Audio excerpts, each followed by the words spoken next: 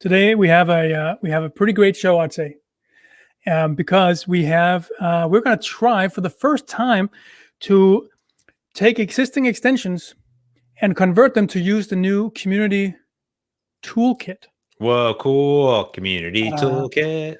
So for those who didn't see the last episode, let me just give like a sort of a 1-minute refresher. So the idea is that, it's kind of hard to write extensions if you've never done it before. There's some issues. And so I'm just going to list a few issues for you here. So for instance, there's a lot of boilerplate that are needed to do just simple things. It's difficult to find what services or components to use when writing extensions, right? The best practices change over time, like with new major versions of Visual Studio coming out, and it's hard to keep track of what's the right way of doing things. And the API is dated and it has a lot of ugly, old sort of COM legacy to it in some areas. It's not async. And when we're working with threading, that's kind of hard to get right. And it's only Microsoft that can update the API, right? And so historically, that hasn't seemed to scale that well.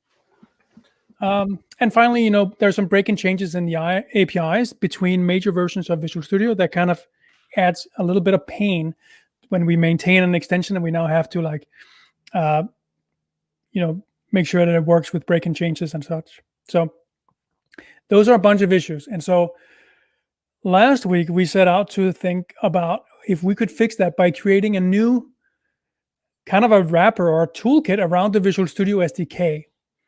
So that's what we've been doing, and it's the community toolkit. It's called, let's go to my screen here. It's called the Community Visual Studio Toolkit right here. Boom. It's a NuGet package, and it's referencing the Microsoft Visual Studio SDK. Okay, so it's not a new SDK. It is basically it's a wrapper. It's a toolkit that sits on top of that SDK and uses it and kind of makes it nicer to use. And the idea is that there's a version for Visual Studio 2017 and one for 2019. And I am thinking about going back and adding version 14 as well, which is Visual Studio 2015. So today we're going to convert an extension. Oh, first of all, here's it's on open source, of course. It's on GitHub. The links are in the description below on YouTube. And so go check it out. What's this about? It's not building? I don't know. Okay, anyway. So let's just dive into Visual Studio. I have an extension here. It's this extension. The extension is very simple. It's just a tool window that lets me browse all the almost 4,000 icons in Visual Studio. And I can search for like save. And I can see all the icons that have the word save in it. Okay. And then if I double click, it opens up something here. I can export a file, or I can right click and say copy name to clipboard, whatever. So very basic, very simple. And I thought this might be a good one to start with. Disclaimer, I have not tried this with this extension. So this is the first time. We'll just see what happens. And as we convert to use this, we'll also learn about what's in this toolkit and how can we utilize it, right? So make sure to go back and watch the last episode about it's called something about starting a community project. That should give you the foundation. Okay. So let's just start. I'm going to go to my the NuGet dialog here. And we have the Visual Studio. This is the Visual Studio SDK. We're going to uninstall that. See here. Yeah, going away. And now we're going to get the Visual Studio. And I should just be able to find it by searching for Visual Studio Toolkit. Let's see. There it is. 1603. We're going to go to 1503. That means because this extension is supported. Let's just verify that this actually supported in version 2017. Yes. So you have 15. So I need the version 15 of this package. So let's install it. You want to accept all that stuff? Yes. All right. So I should still be able to build because nothing here has changed. I still get all the packages in. So let's just go ahead. I'm doing a rebuild. And it's complaining about something. Am I missing a using statement or something?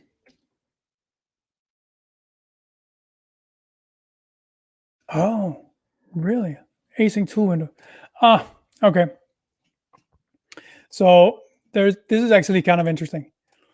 So this extension uses something that uses a feature in the SDK that only works in update 6 to Visual Studio 2017. So that's kind of silly. So what I'm going to do is I'm going to say, okay, let's just not even go there. Let's just update to the latest. I'm going to make it such that this extension just supports Visual Studio 2019. What's going on? Oh, so maybe I need to update because 2016 needs 4.7.2. So we're going to do that. There we go. And so now I can probably update to version 16. Here we go. Yep, I accept.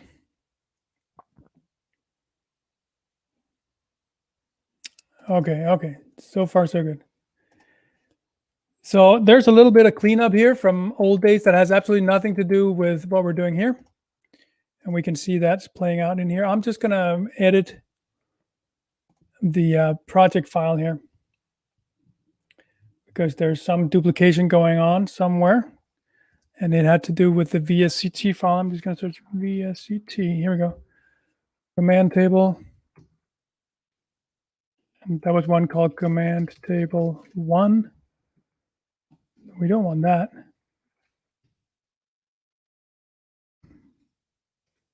Just get rid of this. Oh, you're not going to restart? No. Get rid of this. I'm just going to try to build there. All right, it's building. Let's look at it. That looks like it's going to work. Boom. Okay, so that was it. I'm now using the toolkit instead of the Visual Studio SDK. Okay, everybody? And so I'm going to update this extension to say that this should work on 16 to 17. I'm fine with that. Instead of, so that long string that was right here, that means it's very, very silly. This means Visual Studio 2017 version, no, update 6 or 15.6.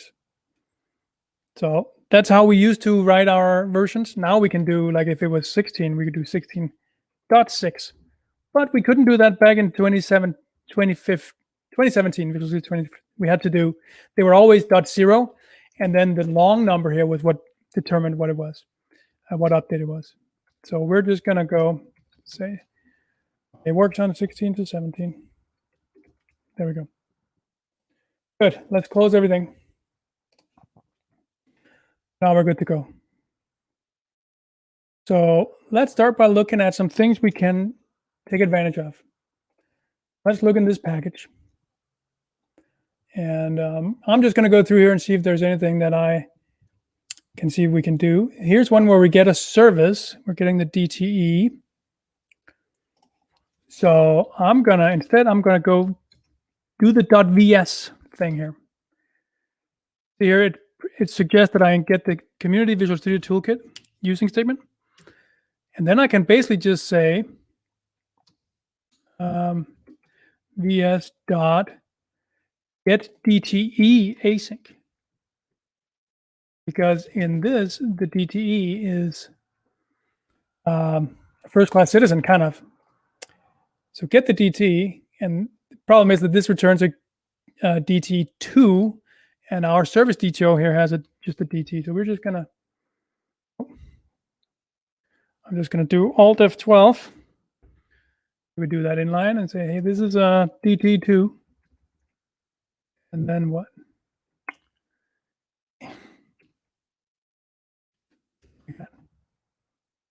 that right? I think that's right. See, now that works. Okay, so we got that. And then we need an image server. So let's see if we can get the image servers kind of in a similar way. So vs.shell get image service async.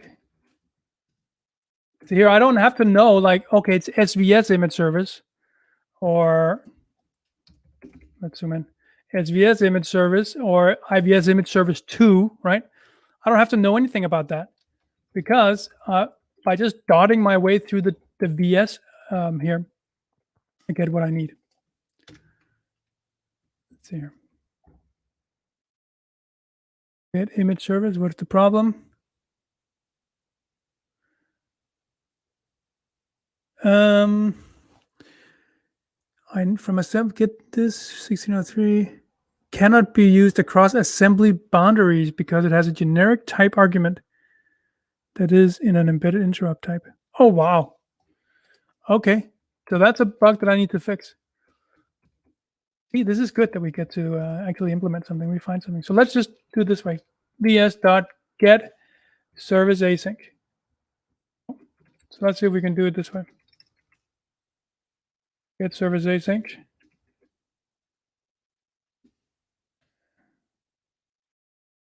See if this is the same. Okay, that it's fine doing that.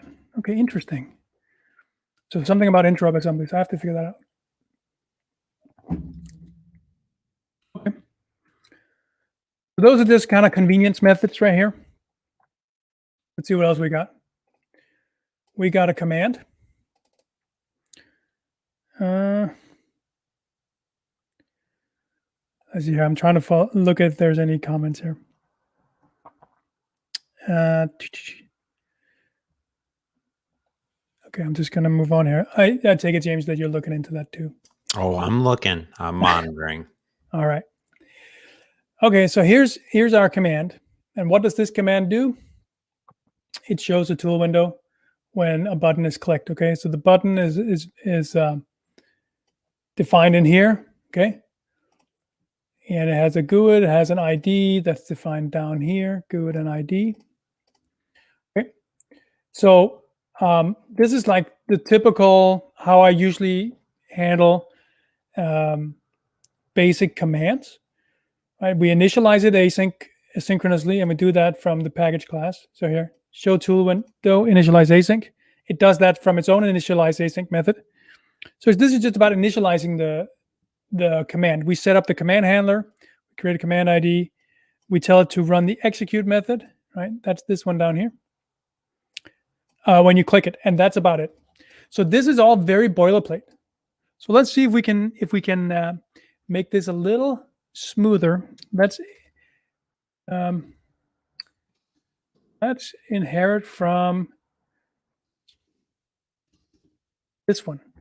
I'm now going to inherit from base command, and I'm going to pass in itself as the generic argument. And this one is complaining that about a constructor. So let's do a constructor. There we go.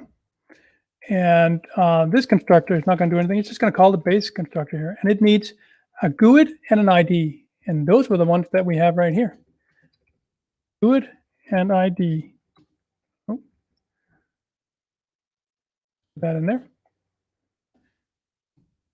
There we go. So now I can just remove this. Okay. Then we have our execute method. Let's see if there's something we can override. I'm going to override execute async. There we go. And let's just go ahead and do this. So we're going to run something async. We don't have to do this because we're already running async. Here we are. And we're await. So package is now hanging off the base class. So I should be able to do this.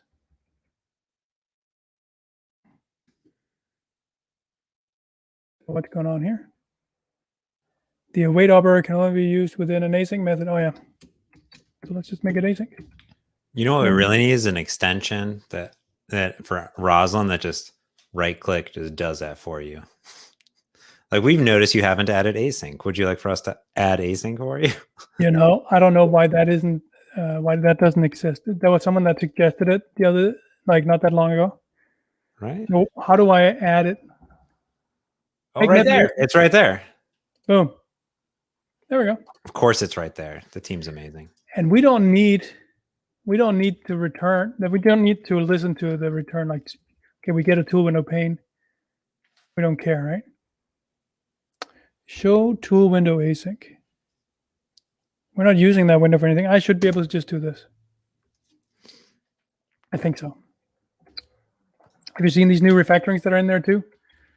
They wrap every argument or indent every argument. Ooh. So I can say unwrap all arguments. Boom, one list, right? Beautiful. Yeah. I don't think this is new. So a line wrapped argument. It's new because you just showed it to us. Yeah, I guess. Now, what you need to do, are you not using anything else in that method or not doing anything else? No, that was it. Because then you don't even need to async await it. Is the compiler smart enough to not, is it going to generate the async await code? Because you could just return the task, right? And not async await it. Yeah. Hang on. There's something about that DT thing. Oh my goodness.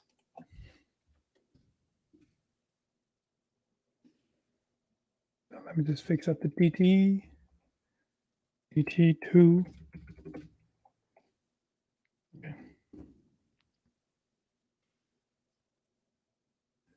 So yeah, so if I just execute show async, you're right. I might just execute. If I don't have to await it. Yeah, because if you await it, then the compiler is going to generate the code behind the scenes, right? Right. So Jerome, he's asking, hey, was that a com interrupt issue from C#? Yeah. So some of these interfaces have interrupt assemblies that have to be included, and I just need to I don't fully understand it, to be honest, and so I just need to see whether how that works and fix it or get help. Okay, so I should be able to go up in view. So let's just check this out. So our button, right? Our button is located in view other windows. That's what this string says. So view other windows. There should be a known moniker Explorer. There it is. I'm going to click it. Arr. Okay. What's going on? So that was the package that didn't load correctly. I mean, it could be this one. So let's put a breakpoint there. Let's put a breakpoint in the package. And let's hit F5. It could also be in some of this async stuff right here. Maybe this call failed, who knows?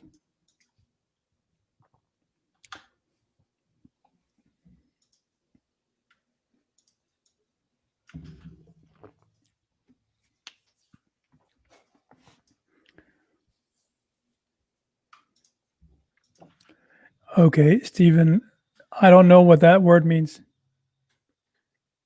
Lighting? I don't know. James, what does it mean? It is to omit a sound when speaking. Okay. Or join together, merge. I had to Google it. Okay, here we go. Elide a method. Google this. Methods return objects of the input class with elided coordinates. I think it's just what I'm talking about is because it returns a task, and in this case, you don't need to await it, async it, and just return the task. And once you add async await, you're not really returning anything at that point, right? Right. In general, because it's just a task. But it doesn't matter. I mean, I'd have to imagine that the compiler is like, it's got to be smart. Like here, there's a way to look at the generated code, right? Did I do it this way? Yeah, you just do that. Or you could do fancy lambdas too, but it is, multiple lines. But either way, that should work. Okay. I'm just going to do a cleaner. So this time it didn't even load. That was just bizarre. So to omit sound, is that what you said?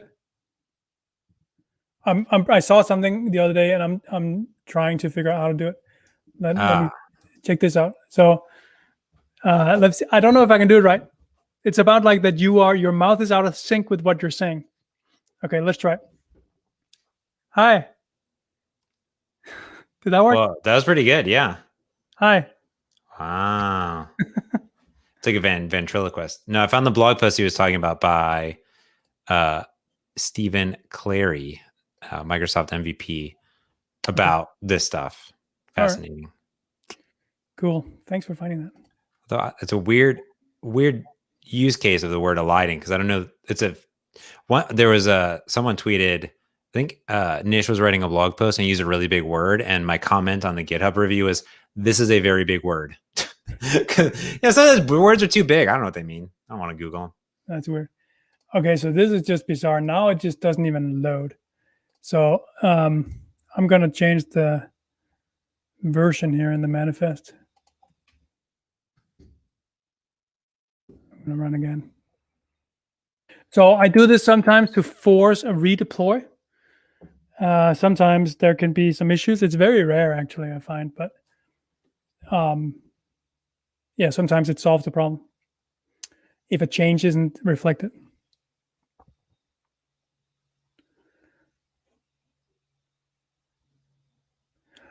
Oh, I have installed this per machine. It could be because, hang on. This particular extension is a per machine installed extension. So let's just take a look at what version actually this extension is. Known monikers, 1.2. Okay, good. So that is the latest one. That is the one from my own box here. Okay, now it works. Maybe. That is the most bizarre thing ever. I simply can't explain this. Okay. Very, very bizarre. So let's go and look at, is this a thing? Activity log XML that I want to open in IE. Why not? Yes, ask me later. Okay, so this was known monikers. Here we go.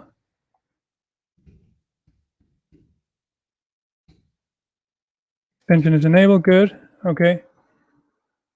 We can't create an instance. Shell interop design time. Let's hear. What is this? File not found. It could not load. Shell interop 15.6. So okay, so something is lurking in the system here. 15.6. We're not dealing with 15.6 here. What is going on? I am gonna get rid of. But this is just weird. Did we ever test the 15.x NuGet last week or 2 weeks ago? Like, I think we only tested 16. I wonder if there's a problem with the NuGet. No, I've converted others that seem to work fine. I'm going to remove. Update one. Actually, you should always. This is actually good. You should always use the latest version of this one, the build tools. I was going to remove it. That was actually what I was going to do. You don't need this unless you are going to build your extension on a machine that does not have Visual Studio installed with the extensibility workload, or you want to snapshot it in time to say, this is always how I want to build it using MS Build, using this version of the build tools. So clean, rebuild. And so one thing that might be interesting, Toolkit version 16.03. And we're going to say exclude assets runtime. Before I save that, by the way, I want to see if that's the case. So why would we want to do that? We would want to do that if a bunch of our DLLs end up in the v6. 207, what can that be about? What's in here? Extensions, yeah. Oh, the toolkit itself goes in there. It's not supposed to. Oh, no, it is supposed to. That's right. And the PDB, this looks good. Okay. Interesting. So there's something about it's not exporting its let's kind of save this.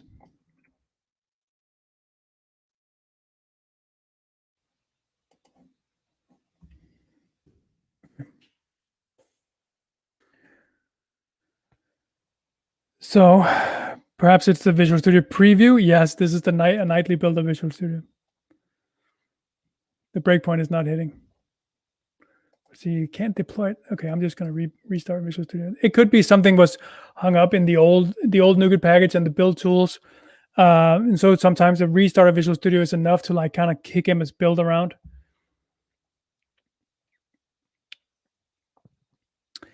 This is another part of the whole Visual Studio extensibility thing where like, if you don't know these little tricks, you like, how would you ever learn them? Like painfully, I guess. If it works, if it is a trick. Let's try. Okay. So now we're building. Oh, nice, James. You made an AKMS link. Is that for the NuGet package or for the repo? The repo, because the repo has a link to the NuGet, which is good. Yes. Yeah. So I stole that one. It was available, VS Toolkit. I couldn't believe it. Stolen. No one will ever get it. Although Nice. I made you an owner. So okay. Well, yeah. Thank you. You're welcome. Yeah, so it took a while to land on that particular name, community.visualstudio.toolkit. First, we wanted Microsoft.community and stuff, but you can't have something with Microsoft unless it's a Microsoft official thing. Then it should be visualstudio.community.sdk. But Visual Studio is also a reserved name. It cannot start with Visual Studio dot on NuGet. So we ended up doing community.visualstudio.toolkit. Still nothing. Well, isn't that disappointing? I think this is disappointing. Well, too bad. Too bad. Well, what a stupid extension that is. It must be something wrong with the extension.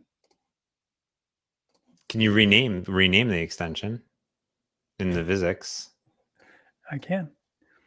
But now I'm going to do a different one. What is reset tool windows, you ask?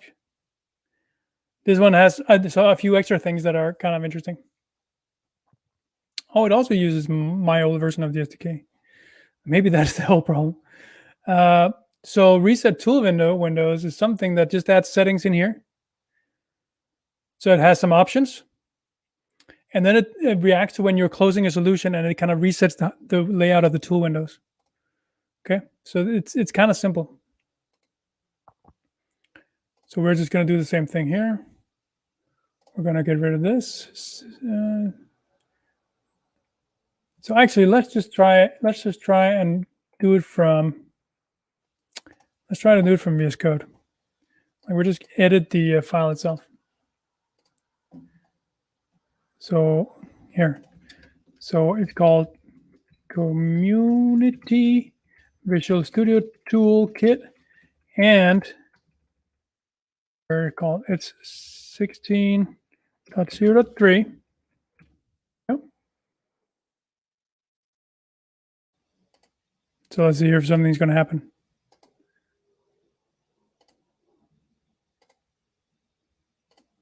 All right, now it's reacting. Can I build?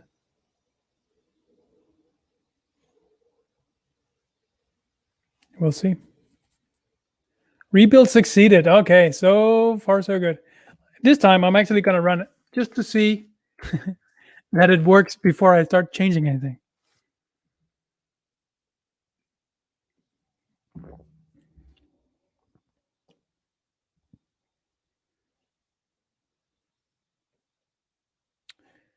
So I should be able to go to Tools, Options. This is kind of all the UI there is. Yep, and there's something under startup. Here it is. So it works. So let's see if we can keep it working. It said something down there, 2 windows auto hidden. All right. So what are we doing in the package class? Not really anything. We're getting the DT. Well, we have a new method of doing that, right?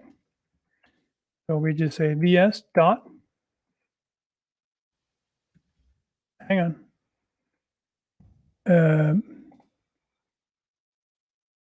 Why is it still doing that? Okay, I'm confused now.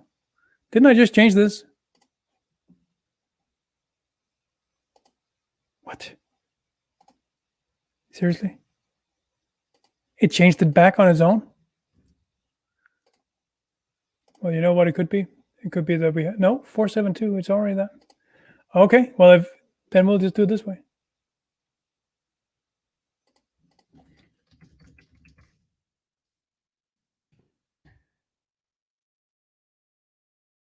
Visual Studio Toolkit, here we go. Yep.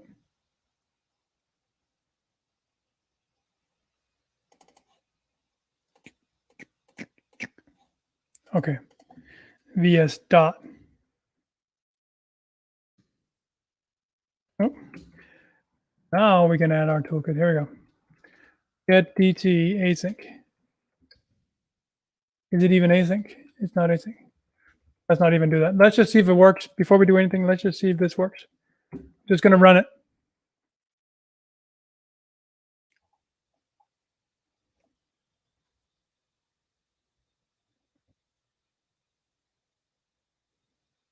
This one is not a per machine extension, Jerome. This is a per user extension. If you're curious as to what makes an extension a per machine or a per user, it's a simple little checkbox right here. It says this v6 is installed for all users. So what's the best recommended practices there? Per user. Only use per machine if it's something where you need, if you have multiple users on the same machine that you want to all have that extension, which is a very unlikely case, but maybe in a school setting. Another one could be if you want to use it with different root suffixes.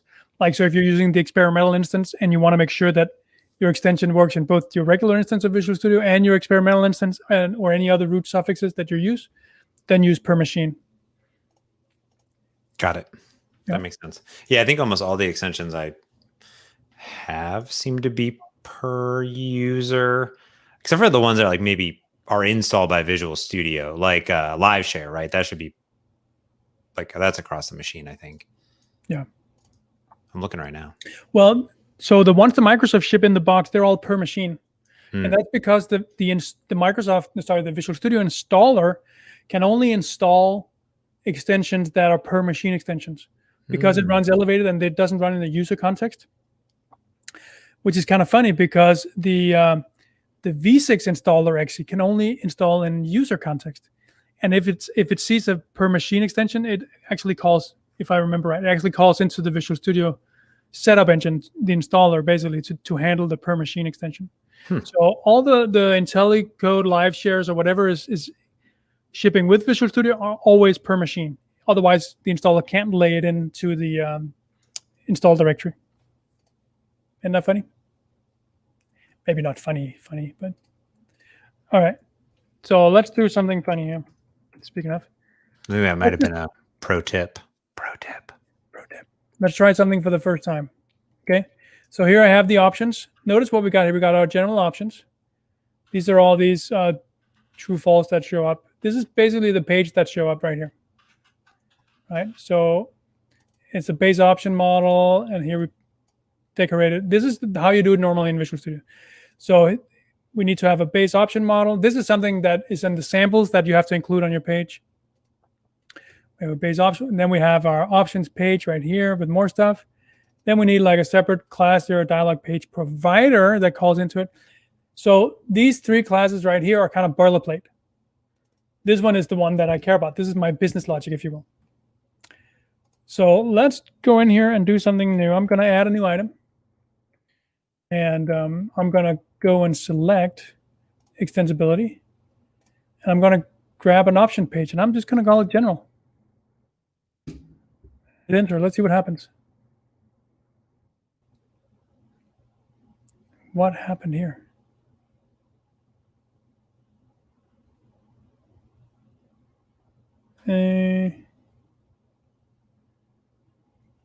Yeah, okay.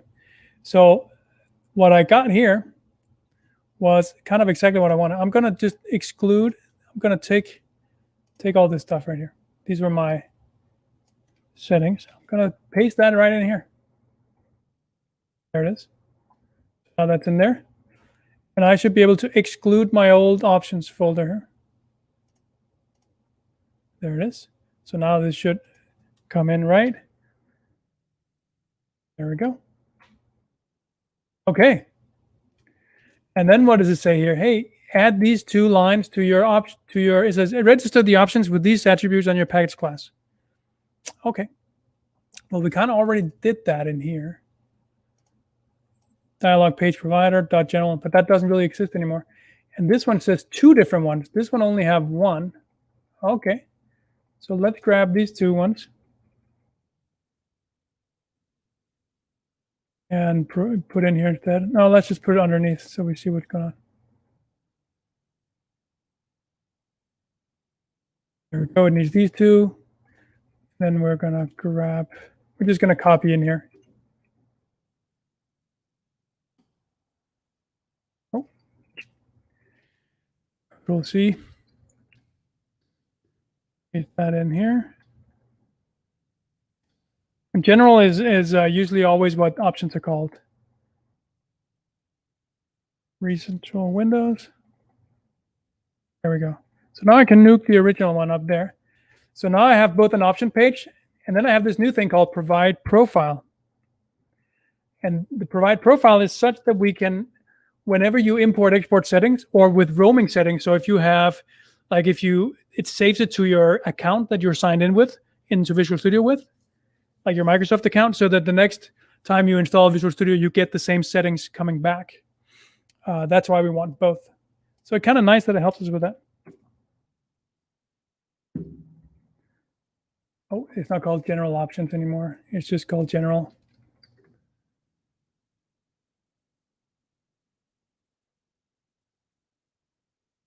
There it is. All right. What else was? There was another instance of that. Maybe I should call it general options, huh? That's what I should have done.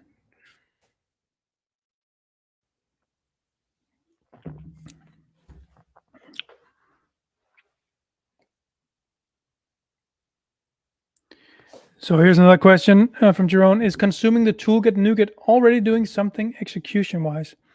No, there's no like build targets or anything in the toolkit that does anything just by having it installed at all. It's only like a set of APIs. So tools options. Let's see if this page now loads. It does. So that was kind of nice, right? So we just got rid of how many classes? We got rid of 3 classes, some boilerplate stuff. So I kind of like general options. Let's just keep it at that. General options. You run rename that? Yes. There we go. Reset tool windows, general options.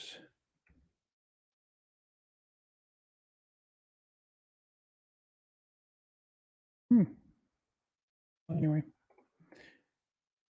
So that was kind of neat. We got rid of 3 classes. Doc helper, what do we have in here? Get the DT. I don't know if there's anything we can do in here. That makes sense. You know, I don't want to necessarily rewrite everything just because I have some stuff. This is not even async, so I would have to make this method async and so on. Oh, here's the thing we can do. VS shell utilities log error. Let's not do that. Let's instead do this. ex dot log async. Check this out. And I'm just going to log this. So instead of doing this, I'll just log it right there. So that's an extension method that comes with that toolkit. Can I do Alt F12? Kind of. So that's kind of nice. So we're just gonna file and forget. Name of this reset tool, no package, boom. So that's now asynchronously being logged to the output window and wherever I need to have this information out. I could do it that way. I could also just have done like configure await false, whatever floats your boat. Let's do that. Now that was a success. This was a very simple case, but we got rid of a whole folder full of 4 files and replaced it with just one class here. That makes me feel good, all warm and fuzzy inside, and it works. So let's just let's commit this. So converted to community Visual Studio.toolkit. There we go. So I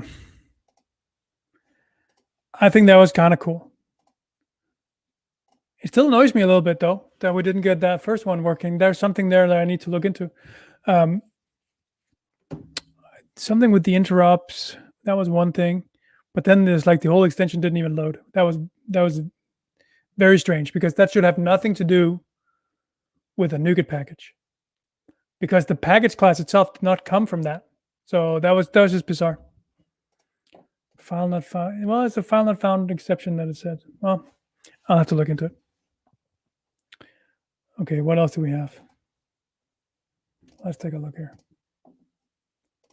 Anything good? What is one of the reasons? So font size, I actually just did this one. I just converted this one to the community toolkit. It had a few things, but some of these are pretty big. That would take a while to do. Tweakster. This is this might be a good one. It could also be a really hard one, actually. Let's try it. So, so I didn't even see that line 9 and 10 remove. Maybe I didn't see that. Sorry. So let's go in here. Look at the NuGet packages, and this one is supported in here. We're just using 16.0, so let's uninstall this. And then we replace it with ours. Oh. 16.0, yep. There we go. And this one should just work. Run it.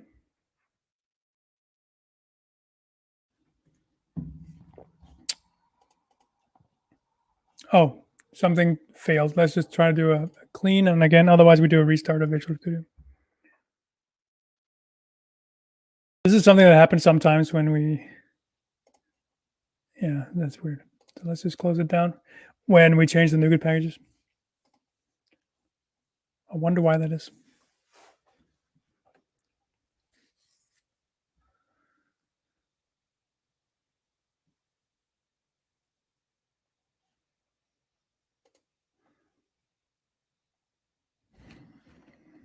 All right, let's do a rebuild. Storing packages, yep.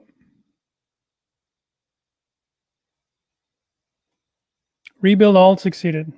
Hooray! Okay, so we got our package, and we got a bunch of commands. So they're all in here. We got some options. This is kind of the same as before, right? We got dialog page. We got, it's just called options. It's empty. Oh, it's empty because each tweak has its own option page. So that's a bigger thing to do. Extension methods. Get full path. What does it? Full path. I think I have this one actually included. Let's Get rid of that. So I just want to see if it's here. So what is one of the things that this extension does? It is when you do, what is that? It puts explore all feedback. It puts that one in there. So now I know it's loaded and it works. Let's just click it, see what happens. Yeah, that works. Okay. So we're going to go back. So we're going to remove that one. That might get us an error, but maybe it won't. Get full path. Okay, let's see here. If it's not get full path, what could it be? Get directory. Get directory. There we go. So this method comes from our here project extensions, right? Visual Studio Toolkit. Boom. So we get some nice convenient things. So we can get rid of our extension method. Gone. Deleted. Boom. Then we have our output window trace listener. That's basically every time we say, that's how this one logs its errors. So every time there's a trace.log or trace.fail, it does something. It reports out to the output window. But we kind of don't want to do that. So is that trace dot? Let's see here. Trace dot write. Yeah, here. So let's see. So instead, we can just say ex.log async. Oh.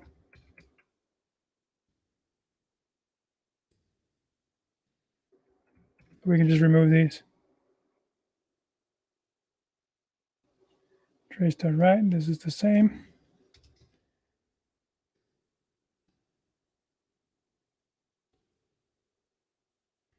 There we go. This might be an async method. Oh, it is. In that case, we could just do this. There we go. Okay, so it's only used in a couple of places. Trace dot, could it be debug? Maybe I do debug dot. Debug, right. I should take this. Figure 8, false. This was also an async method.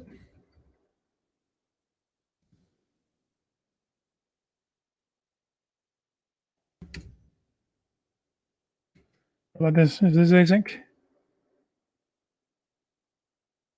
No. Okay. There we go. And that was it. So now we can delete our output window trace listener. Goodbye. And that one was referenced from the package. Here, we registered here. Bye-bye. Let's build.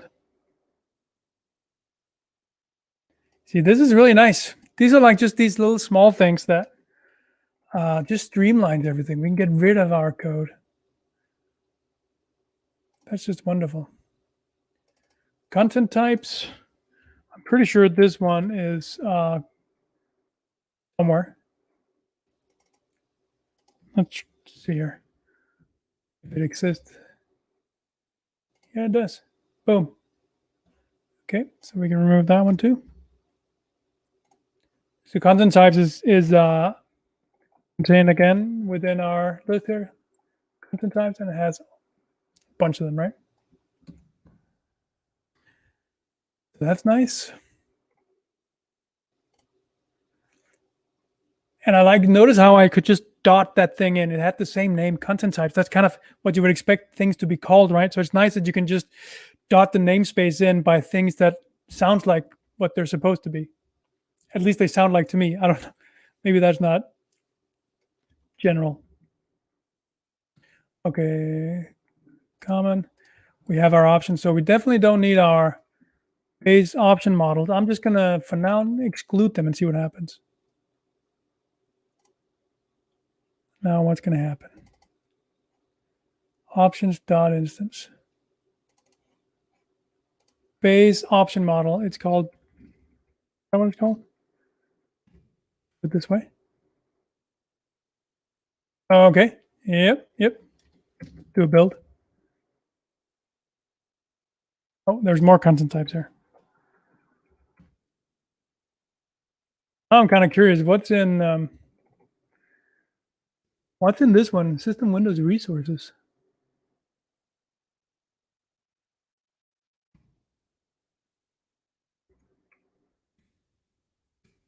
Anything? SAML content type. That's it, huh? Well, that wasn't too interesting.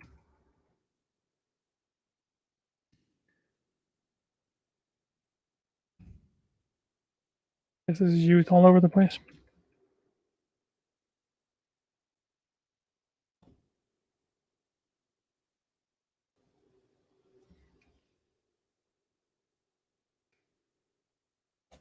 Oh, I got the browser open. It slows everything down here. Come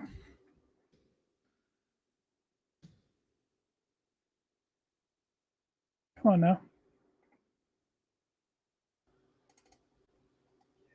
Base option page. All right. Base option model.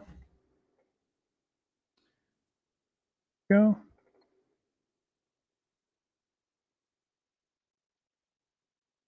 Now the question is, will this work?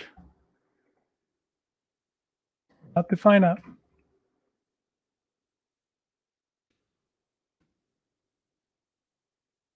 I'm changing a bunch of stuff here. All right, I'm going to run this. Fail options.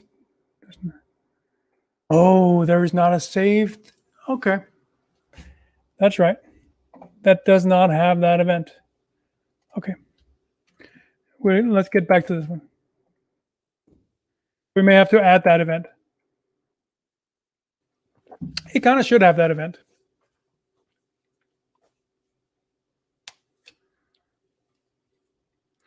So did you notice that I was able to say, I added a new item and then I added that options page before. That was in the extensibility template pack.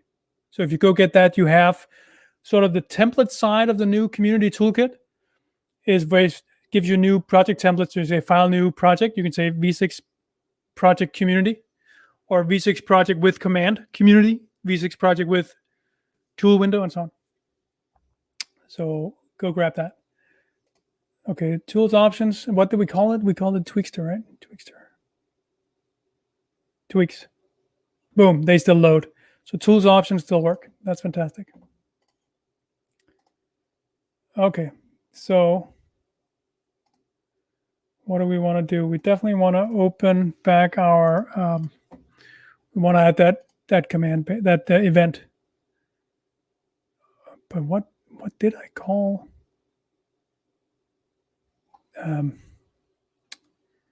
Extensibility.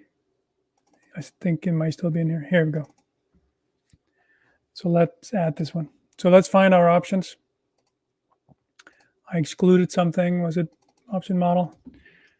It's saved. Yeah.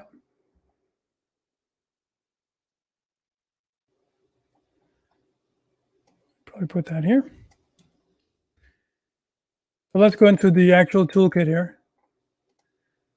And here we got the shared project that has everything. Options model. And this is where we're sticking in the saved. Is that right? Yeah. And we need to give it a nice public method here.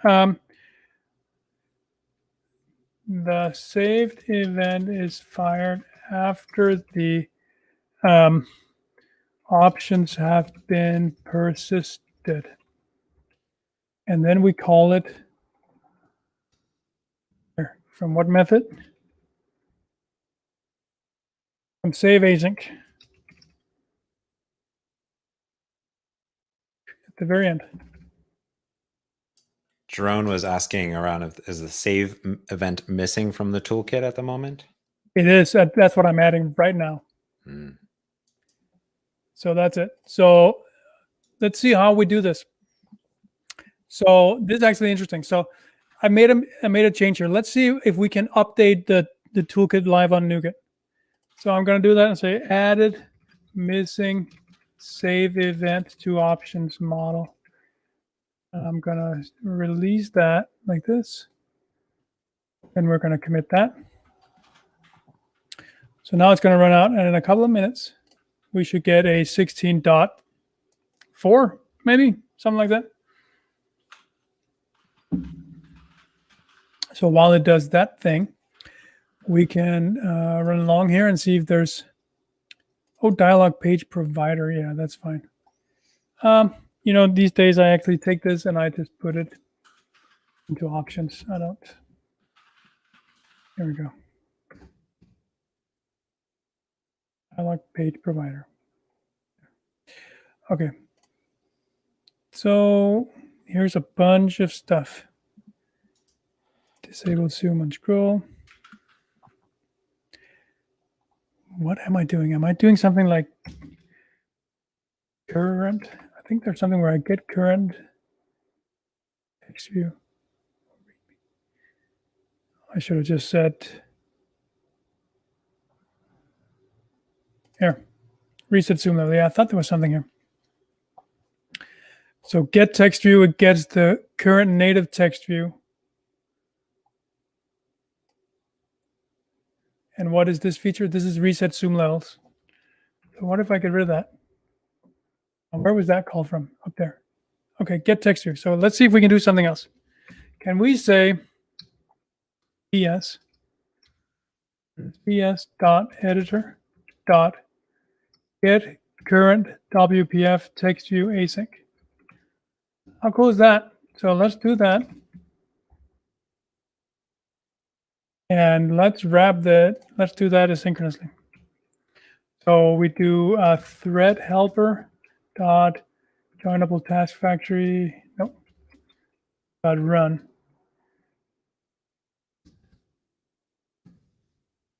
We're going to run an async delegate.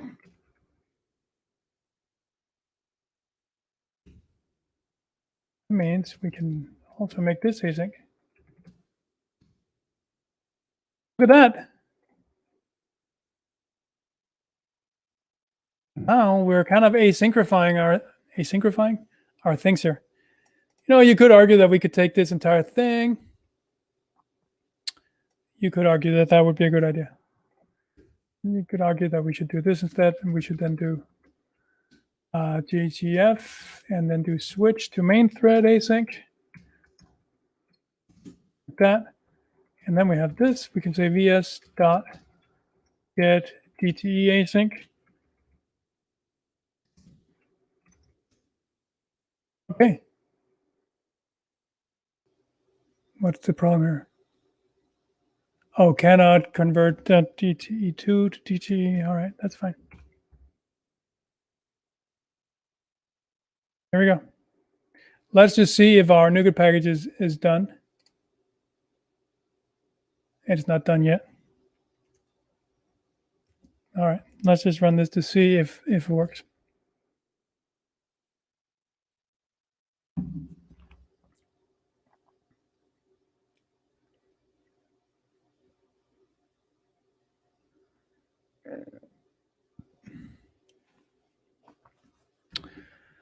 All right, so this was reset zoom. So let's just open a random file here.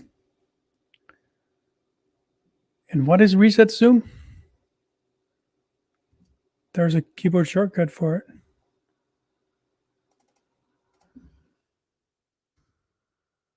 Reset zoom.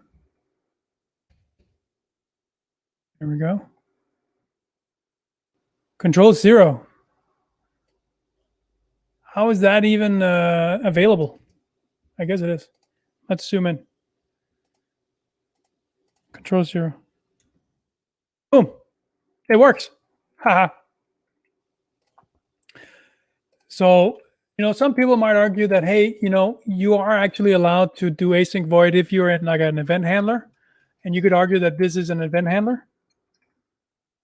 So if you wanted to, you could do this. You just have to make sure that you handle this correct. No, hang on. Oh, no. Even better. This is an actual. Okay, I made it more complicated than it had to. This is an actual command. So perfect. So that means we can just do this base command reset zoom level, right? Like this. It needs a constructor,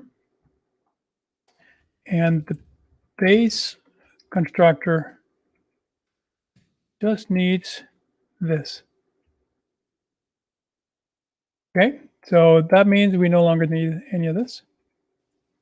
Go away. Here we go. And then we can just override. Oh, we just override our execute async.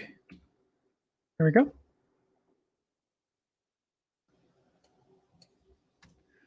And that means that we don't have to run this like that. We can just do this.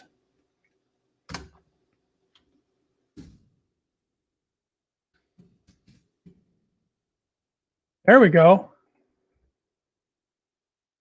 And then we call reset zoom. And this has to be on the main thread. That's fine.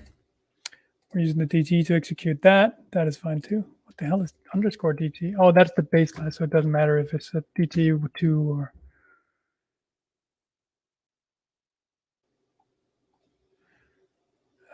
What's a DTE again? Why is there a DTE? Oh, sorry. Yeah, DTE is sort of the design time.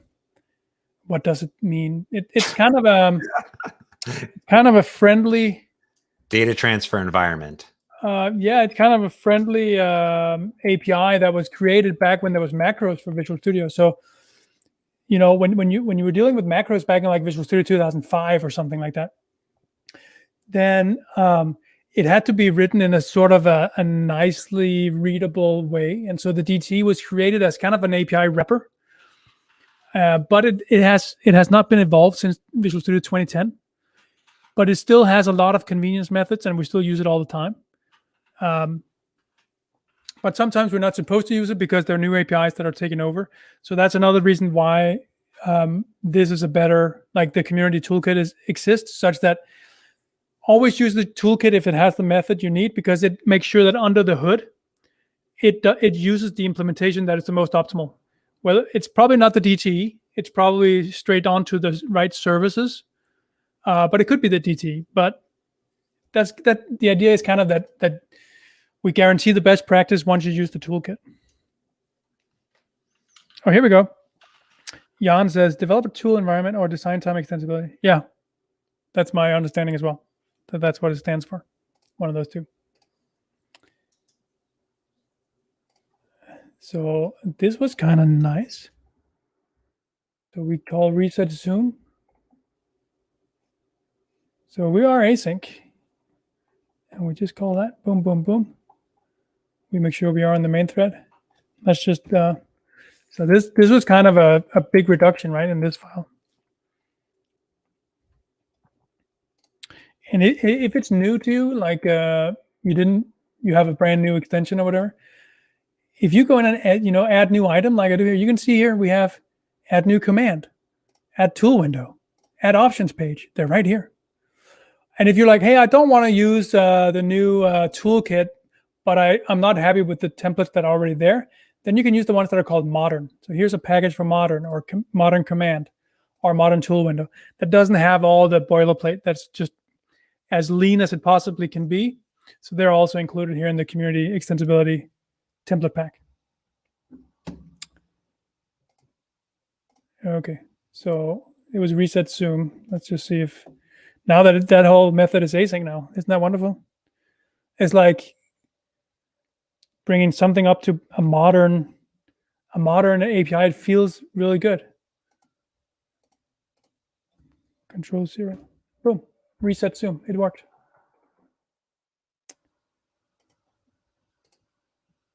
Okay, 16:06, 8 minutes ago. Good. So let's fix that. 1606.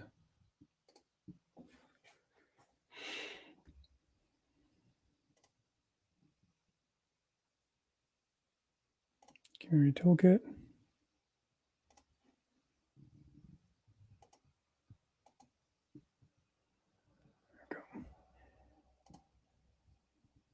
And yeah, let's just update this one. 16.10. 16.10 is in preview right now. But let's just update that. What is that? Okay, NuGet. Thank you. Nightly build. Okay, so there was something about jump list, right? Something in my jump. No, not that one. Here. Options saved. Work now? Boom. See that? Now we have our saved. Oh, yeah. So this actually happens very often. So we get a deployment from v6 manifest something that doesn't work. Again, if we update the NuGet package for the build tools, that's like a pretty common thing that then happens. I'm just gonna close both Visual Studios here, and we go back to Twixtor.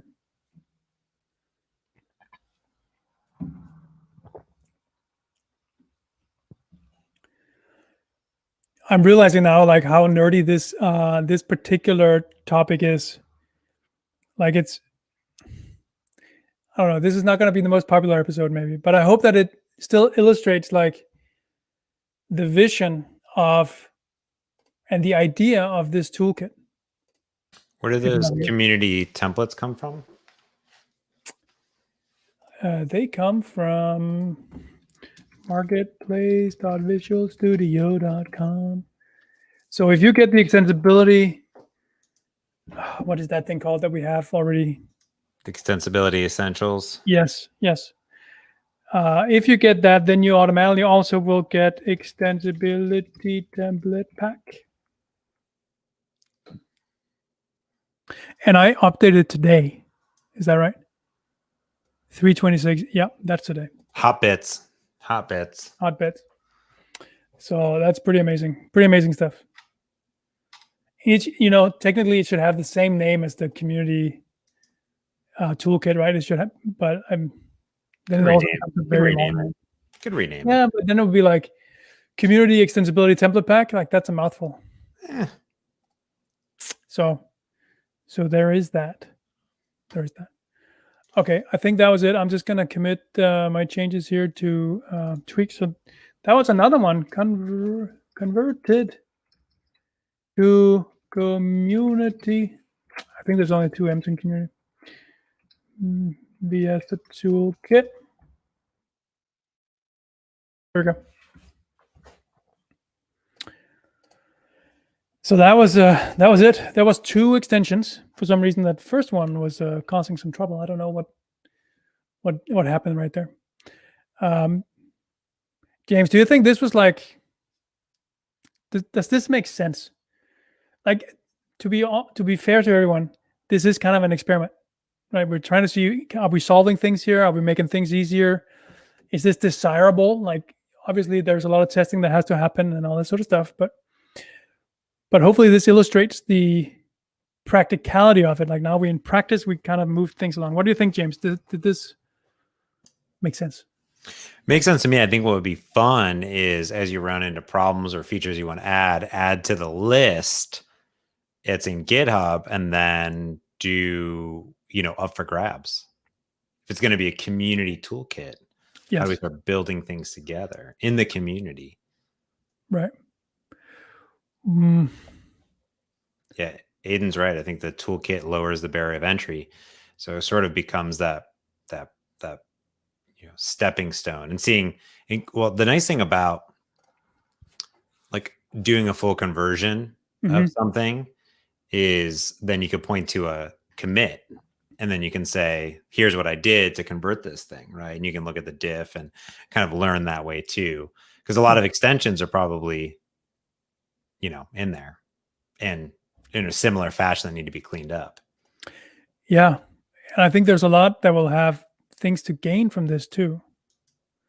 Like you could really like get rid of some unoptimal code. I've seen people, and I do this myself. I've seen a lot of things where people put like not like they have these helper methods, but they're not following best practices and then using them over and over again.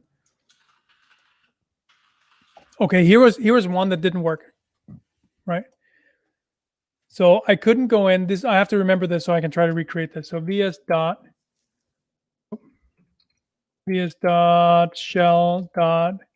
image service. This was the one that basically said, I can't do this because of generic type argument that's an embedded interrupt type. So I think I know what this is. Yeah, go create the issue. See, this is how we do it. Just in real time. You go create the issue and then someone fixes it. That's right. But I have an idea first. Or you fix it live. Yeah. That's what I was thinking. Because these interrupt types are kind of, this is about com interrupt. And into .NET types. And it's kind of weird. So part of the community toolkit is the test extension. So this, like, I just put stuff in there. So we can test things out. So wait, so let's see here. Let's see if it will give me that same error. Okay, here we go. Exactly the same error. Good. So here's what it could be. Can I go in here? Can I just change this? Open in VS Code. So if I go down and find Toolkit, oh, it's a project reference. Oh, now I know what it is. Now I know what it was that I want to do. So in here, 16. So this is, so the toolkit itself is just a SDK style project, compiles into .NET 4.7.2 for the 16 version and 4.6 for the 15 version. So because of that, it's sort of the .NET Core SDK type style projects here. So I can go in here and find the reference to the SDK here, and it says exclude assets runtime. I'm going to try to remove that. And then we're going to rebuild our test extension here. See, now that works. But watch the consequence. What's the consequence of doing that? Let's take a look. Oh, no.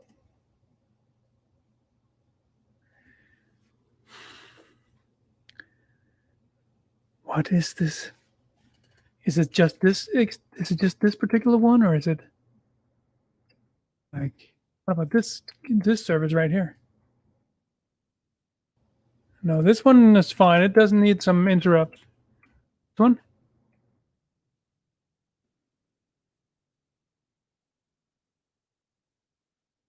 This one probably has the same one.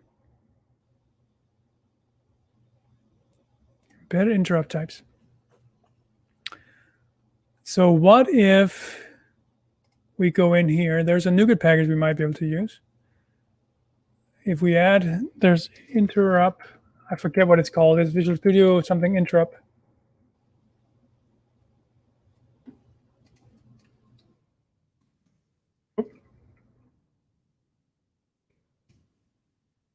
Studio Interop. Could it be this one? 16.9. 7.10 to 16. Okay. So that's probably not what that is. Here, embedded interrupt types. Here we go. Okay, 15 is the latest. I guess that's the one we take. So let's just see what happens. Let's see if then it can figure it out.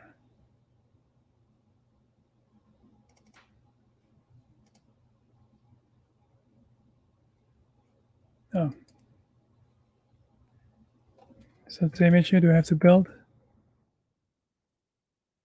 Was that a warning or an error? I forgot. It was an error, wasn't it? Build failed, no. Same thing. Okay, so it wasn't the. Okay, I'll figure this out. This will this is something I need to log. So let's go ahead and do that. What is this called? It's called the Community Toolkit. Let's open the issue.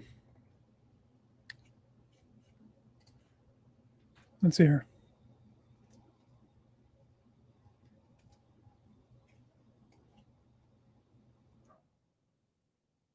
I'm just going to take a screenshot.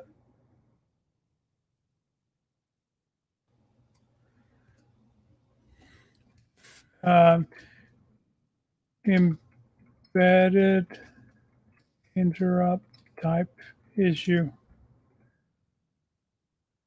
The image in there.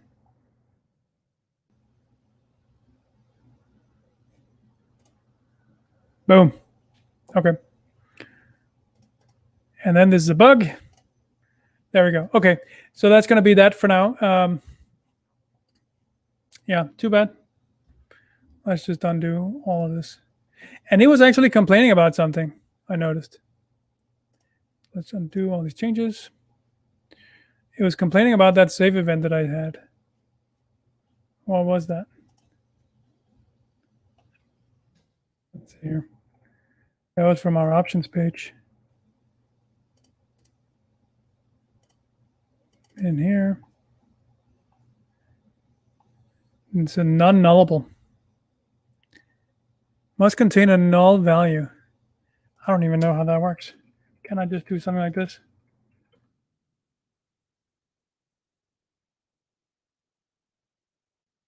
Does this work? That might work.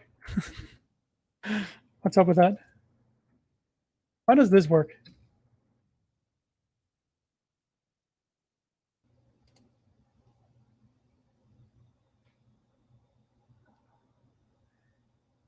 The event-based object model save can only appear on the left-hand side. Okay. I have to figure out what this is about. Anyone know? I'm going to write this as a task. An issue, I mean. The new issue.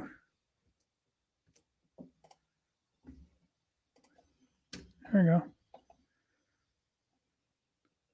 Come on, give me the tooltip. Here we go.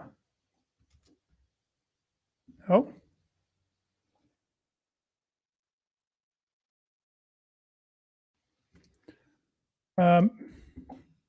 Fix compiler warning for non-nullable event. Boom. This is the super lazy version of just put in a screenshot. But I think it illustrates it pretty well, right? I think that's okay. Okay, everybody, that was it for today. Now, are there any questions? Oh, Tech Workbench says, what about a delegate? Yeah, right. Maybe we should use delegate instead. I'm not an expert in that. Mind taking a look? That'd be great. Yeah, sometimes Janisku says, sometimes we learn something new when brainstorming and doing extensions. Yeah, I do that all the time. Like, even just like talking out loud to myself is like fantastic sometimes.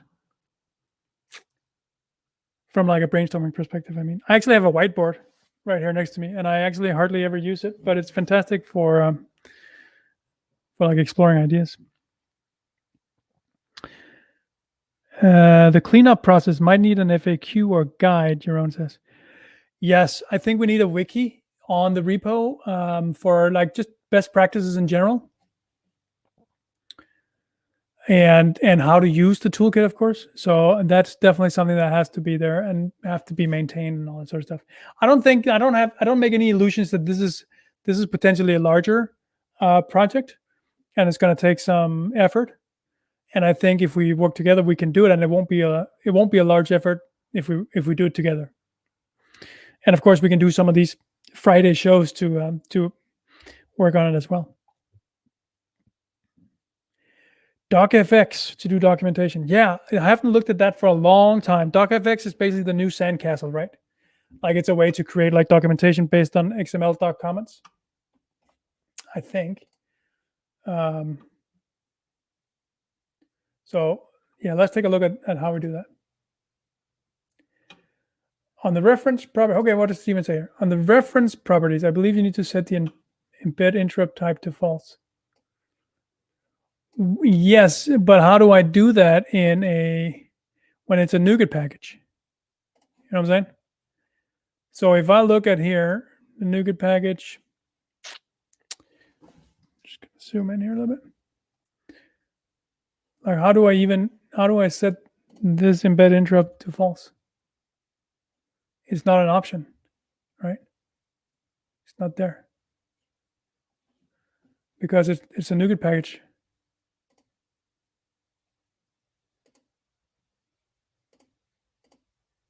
I don't know. All right, let's work on it. Let's figure it out. And James, do you have anything to add? Have a great weekend. Yes, have a great weekend, everybody, and thank you so much for following. And we're gonna have some really good shows coming up in April, and something very exciting is gonna happen. And I'm not gonna tell you in advance what that is. You're just gonna have to wait and see. You'll be very, very excited. I know I am, and I know I'm not overpromising. So make sure to stay tuned for any episode mid-April forward. All right. Have a great weekend.